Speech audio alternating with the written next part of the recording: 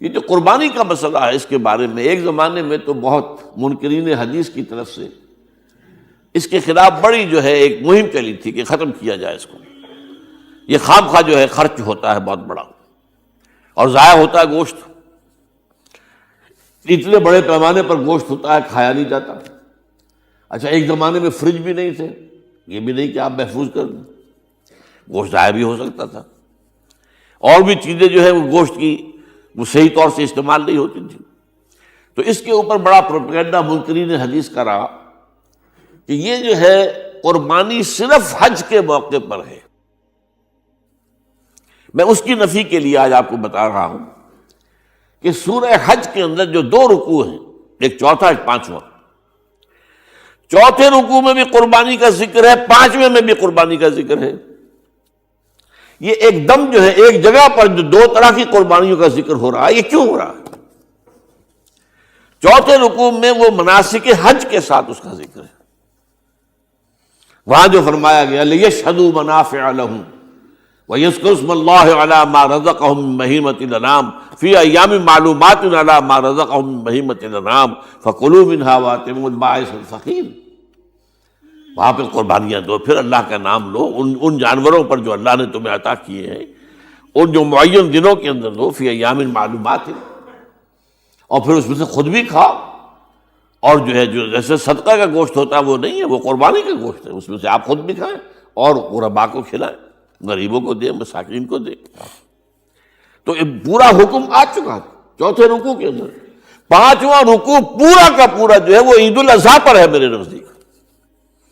یہی حکمت صوم کے بارے میں ہے کہ وہاں جب ایک حکم تکرار کر کے آیا کہ پہلے فرما دیا گیا فَمَنْ كَانَ مِنْكُمْ مَرِيضًا أَوْ عَلَىٰ سَفَرٍ فَعِدَّةٌ مِّنْ أَيَّامٍ أُخَرَ، اگر بیمار ہو کوئی اور یہ یا کہ سفر پر ہو تو وہ تعداد دوسرے دنوں میں پوری کرے۔ پھر کیا وجہ دوبارہ آ رہا ہے؟ شہر رمضان الذی انزل فیہ القرآن ھدی للناس وبینات من الھدی والفرقان فمن شہد منکم الشہر فلیصمہ ومن کان مریضا او علی سفر فعدۃ من ایام اخر۔ کیوں؟ یہ تو ادبی اعتبار سے یہ کلام کا عیب شمار ہوتا ہے، تکرار بلا کسی سبب کے، نہیں سبب کے بغیر نہیں ہے۔ وہاں کیا تھا؟ وہاں ان 2 رعایتوں کے ساتھ تیسری بھی شامل تھی کہ اگر صحیح ہو اور مقیم ہو پھر بھی روزہ نہ رکھو تو ایک مسکین کو کھانا کھلا دو۔ یہ رعایت ختم ہوئی ہے رمضان کے روزے کے ساتھ، اب رکھنا پڑے گا روزہ، اور اگر بیمار ہو یا سفر پر ہو تو ٹھیک ہے دوسرے دنوں میں پورا کرو، پورا کرنا لازم ہے اس کا۔ تو یہ چیز جو ہے یہ در حقیقت کسی وجہ سے ہوتی ہے۔ بالکل یہی بات ہے سورہ حج کے چوتھے رکوع کے اندر، وہ جو قربانی ہے حج کے ساتھ اس کا ذکر آ چکا۔ اب سنیے یہ جو آ رہا ہے، فرمایا وَلِكُلِّ أُمَّةٍ جَعَلْنَا مَنْسَكًا، ہر امت پر ہم نے ایک جو ہے قربانی کا معاملہ نازل وہ جو ہے فرض کیا ہے۔ میں نے چونکہ آج شروع میں کہا تھا کہ صوم اور حج میں کچھ مشابہتیں ہیں۔ دیکھیے صوم کا حکم بھی آیا تھا تو کس طور سے آیا تھا؟ یا ایھا الذین آمنوا کتب علیکم الصیام کما کتب علی الذین من قبلکم لعلکم تتقون، اہل ایمان تم پر روزہ رکھنا فرض کیا گیا جیسے کہ فرض کیا گیا تھا ان پر جو تم سے پہلے تھے۔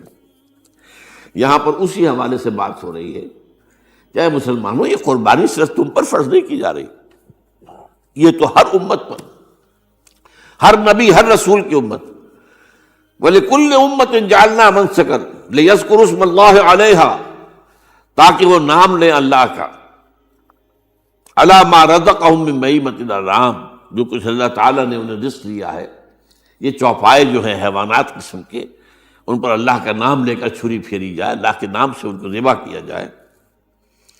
فَإِلَٰهُكُمْ إِلَٰهٌ وَاحِدٌ فَلَهُ أَسْلِمُوا، تو یہ جان لو کہ اس قربانی کی اصل روح کیا ہے؟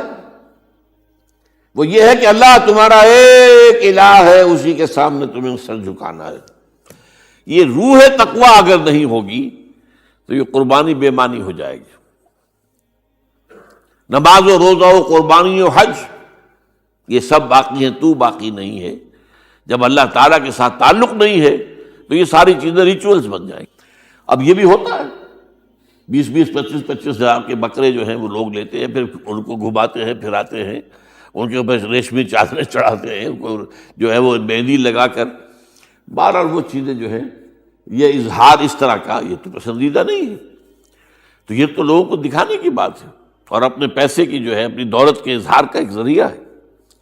لیکن یہ کہ بہرحال قربانی انسان کرے اور یہ کہ اس کے اندر روح جو ہے تقویٰ کی وہ موجود ہوگی. فَإِلَٰهُكُمْ إِلَٰهٌ وَاحِدٌ فَلَهُ أَسْلِمُوا وَبَشِّرِ الْمُخْبِتِينَ. اور اے نبی ان لوگوں کو بشارت دے دیجئے کہ جو اللہ کے سامنے جھکے رہتے ہیں، خشوع اور خضوع کی شکل اختیار کرتے ہیں. الذین اذا ذکر اللہ وجلت قلوبہم، وہ لوگ کہ جب اللہ کا نام لیا جائے تو ان کے دل لرز اٹھتے ہیں. والصابرین علی ما اصابہم، اور صبر کرنے والے جبکہ ان چیزوں پر کہ جو اللہ کی طرف سے ان پر آ گئی، وہ مصیبتیں، کوئی تکالیف. والمقیم الصلاۃ، اور نماز کو قائم کرنے والے.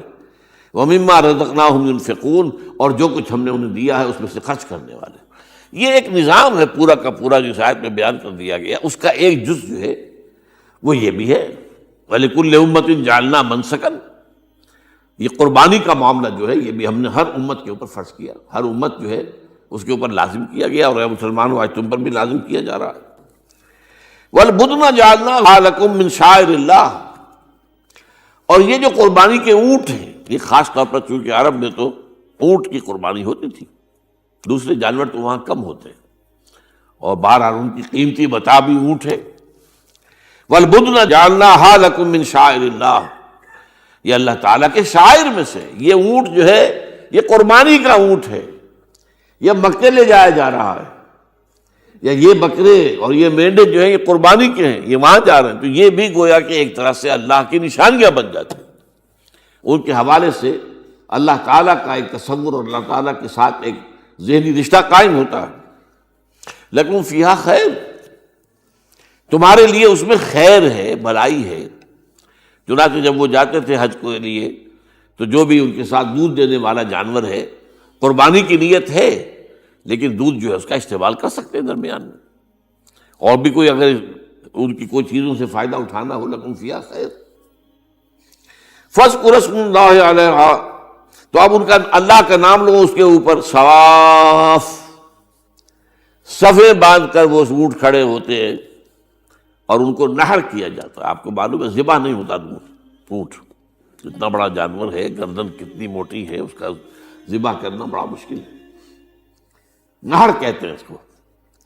کھڑا ہے اونٹ اور ایک برچھا، چھوٹا سا برچھا ہے جو اس کے یہاں گردن کے یہ جہاں آ کر دونوں ہنسلیاں ملتی ہیں وہاں پر مارا جاتا ہے. اور یہاں سے جو بہت بڑی وین ہے وہ در حقیقت ایورٹا، وہ جو ہے ختم ہوتا ہے، تو وہاں سے خون کا پھر فوارہ آتا ہے. اور اس کے بعد پھر وہ اونٹ کھڑا کھڑا وہ رفتہ رفتہ اس کا جب خون نکل جاتا ہے تو وہ کمزور ہو کر نیچے گر جاتا ہے. یہ نہر ہے.